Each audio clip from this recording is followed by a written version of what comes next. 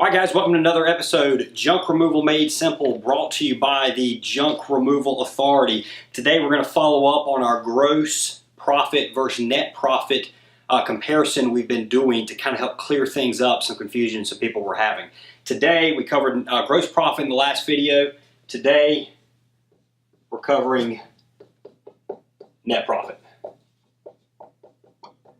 So before we roll into all of the expenses that come out of your income to form your net profit, I want to let everybody know we have continually made some changes on the business package. We sold a couple of them at the higher rate of the $15,000, $20,000 rate. We've now come together with a startup package. It's the only package we offer now. $7,500 includes a complete video training series and testing, both to help train you as well as get your team members, your employees, as you hire them, up to speed and trained as they get going.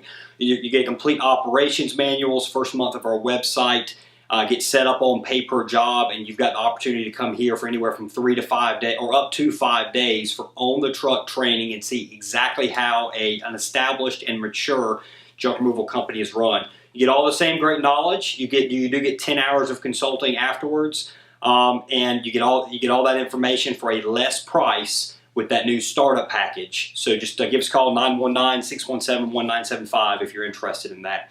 Rolling in on net profit. So we're not going to give exact percentages on some of these because they can vary. Whereas on gross profit, it's pretty much similar expense percentages across the industry and across different areas. With net profit, you've got some leeway here. So let's just roll right into some of the expenses that go into net profit. To start off, I just want to make sure everybody understands what we are covering is EBITDA, E-B-I-T-D-A. That is earnings before interest, taxes, depreciation, and amortization. So we will cover those few expenses right at the very end, but we're going to start off, we're going to cover the net profit, the EBITDA. So we've got, and I'm just going to roll through the list. You've got any internet expenses, telephone, anything related to internet telephone expense, that would come off of your bottom line. Your management salary, that can be anywhere depending on how much money you're making and how many hours your manager is working. It can be anywhere from 5 to 10% of income. And maybe we provide our managers with cars. So any related expense to vehicle expense for management. So manager, vehicle, auto expense, and fuel. All right, so another big one is insurance.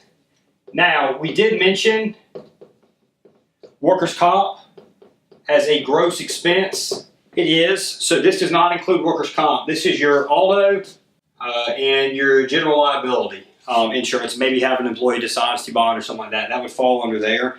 This is only, a lot of people think this is going to be a lot higher than it is. Workers' comp eats you up. Although in general liability, it's not that bad. So it's, about 2 to 3%. So it's about, for both the GL as well as the automobile policy, you're at about what you pay for workers' compensation insurance. Now, again, this can be a bit skewed if you have a smaller company. Your insurance percentage will be higher. So if you're not grossing as much as we are, if you don't have as many vehicles as we are, this is actually could be a bit more. This could be as much as 5%. But what happens when you get to 10, 12 vehicles is, each subsequent vehicle you add, the insurance company actually charges you less per vehicle. So when you first go in and you might have one vehicle, you're paying $400 a month on or $300 a month on, depending on the cost.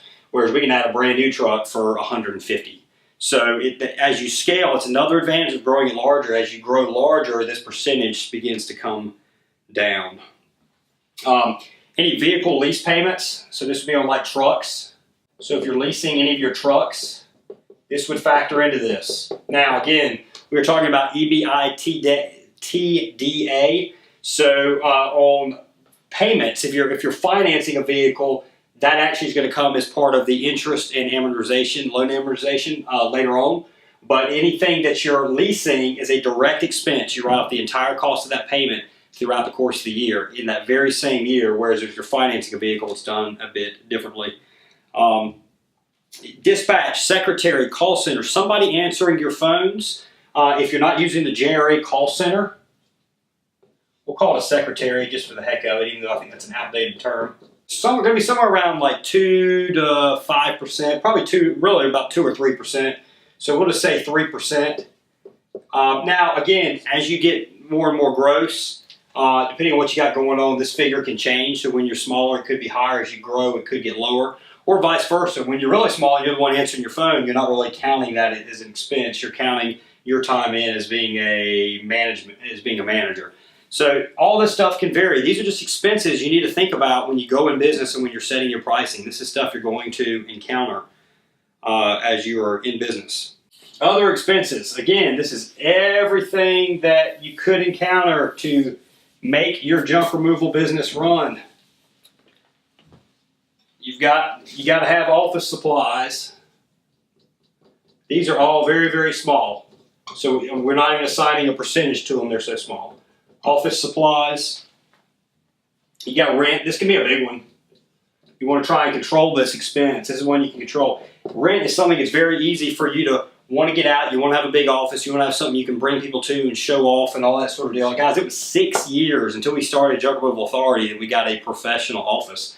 The only reason we did it is we needed the space. You know, we were no longer just using our office as a spot in between jobs if we're 1 or 2 people to operate out of the answer phone. It became something where we've got tech people that work here, we've got call center reps that work here, and we've got customers coming in learning how to run a junk removal business. We needed a nice space. There was a business reason for us to make that decision. Before that, we were operating out of a single wide mobile home, and we did that for 6 years. So watch your rent expense, keep an eye on it, because that is one thing, it's one fixed expense that can get out of control. Scheduling software depends on what you use. When you're only 1 or 2 trucks, this is almost not even hardly an expense you have to worry about. You know, when you're 1 or 2 trucks, you use a Google Calendar. You might have some sort of an interface. You may be paying like 15 or 20 bucks a month or something like that. Maybe a bit more. But as you grow, this is actually an expense that is going to increase. Once you get to a certain point, you get into 2 trucks or 3 trucks especially, you're going to need a sophisticated system. This isn't a percentage I'm listing here, but I mean, I can tell you that we here at Junk Doctors, we pay about $500 a month for our scheduling system. Vonego is what we use. We pay about $500 a month for that system, maybe a bit over. Uniforms. You've got uniforms, don't you? So if those of you that are watching this video, this is kind of a dry video. I think if you made it to this point, you're probably wanting to do uniforms because you want a professional appearance. Those of you that haven't made it, that skipped out of this video before getting to this point, well, you probably weren't going to put on uniforms anyway. You probably never would have made it here. So to run a professional company, you need to have company uniforms, company shirts, and consistent attire. All right, so you got tools and truck supplies. So that is one thing we do that a lot of companies don't. We've got full tool sets on our trucks. We've got hand tools. We've got sawzalls. We keep trash bags on there, brooms, all that sort of stuff. Bed bug suits, which are Tyvek hazmat suits, all stay on our truck. All that will factor into your expense. It's going to be somewhere generally under 1%. So it's less than 1%.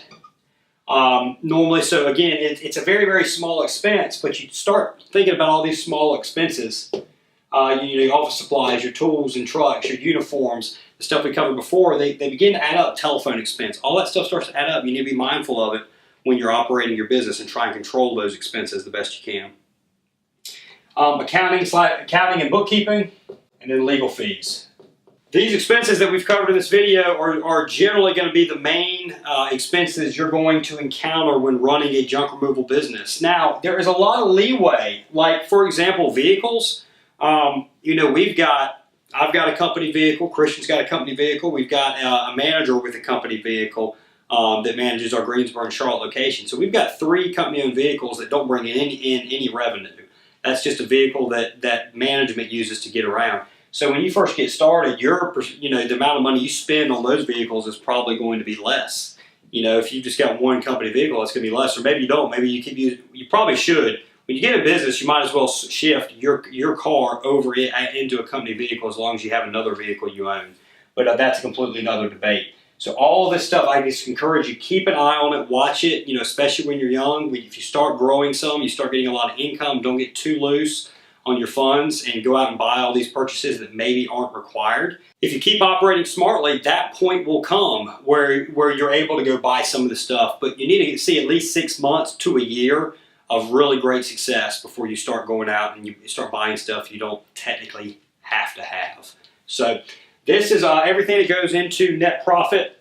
Now, I mentioned before, we were talking about EBI, TDA. I'm not even going to try and say it because I butcher it every time.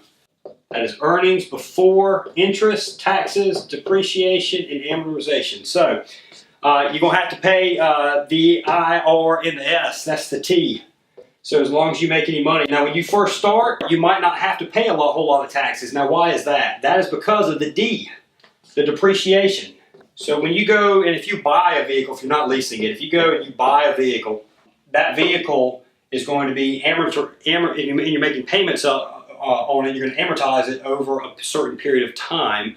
Or you can take, depending on the year, you can take what's called a Section 179 depreciation. So that's something we did where you take the entire purchase cost of a vehicle in 1 year. So I mean, there'd be years we'd buy 2 vehicles. We'd have, $80,000. When we were first starting, we'd have $80,000 in a vehicle purchase or $60,000, whatever, in equipment purchases. And after pay, again, guys, we're talking net, not gross. After all of our salaries are paid and everything like that, the income of the business, the net profit of the business, could have been less or was less than that $60,000. So for the first several years of business, we never paid taxes. That needs to be something you think about. If you're growing, if you're going to be at the point where you're going to quickly need a second vehicle, it gets time to the end of the year and you anticipate next year, yeah, I'm definitely going to need a second vehicle, it's pretty smart to go ahead and purchase that vehicle at that point so you can have that Section 179 depreciation. Now, nobody knows until the end of the year exactly how much is going to be allowed under Section 179. Recently, it's been as high as $250,000, but I think the law was like $25,000 or $50,000 or something like that. So, but they'll unfortunately, this is one of the things you don't always know the rules before the Congress gets together and figures out a budget and tells you. So, but that's something to keep in mind. Interest on your loans, any loans you have, line of credit, any loan you've taken out, business loan you've taken out, line of credit, that would be part of that, as well as if you have that vehicle loan, you've got your interest part, you've got your loan pay down part as well that you're going to pay. So afterwards, the amount of money you actually, or that is on your tax return is going to take all this out. So you've got the profit you made, EBI, TDA, earnings before. You've got that. You take out the taxes, depreciation, amortization, and that interest, and that's going to leave you with your taxable income. So that is a rundown on net profit. Pretty quick. Again, it's these are expenses that you can control. They vary quite a bit throughout businesses, depending on what the owners choose to do. So, hey, final little point: pay per job. We have a waiting list now. We have got our 10 or 12. I think it's 12 companies we've got that we are doing like a beta run on. So we've got 12 companies. We're bringing them jobs. We're fine tuning everything. We already are building pages in your market, however. So pages are going up all throughout the country. Search engine optimization is being run on all of those pages. At some point, most likely sooner rather than later, a JRA page is going to be in the top of these search results in your city. It's either going to be we're going to be working with you or we're going to be working with a competitor. You need to call us now. You need to get on our waiting list if you want to have the opportunity to work with us. 919-617-1975. Also visit us online, junkra.com, junkra.com. Talk to everybody real soon.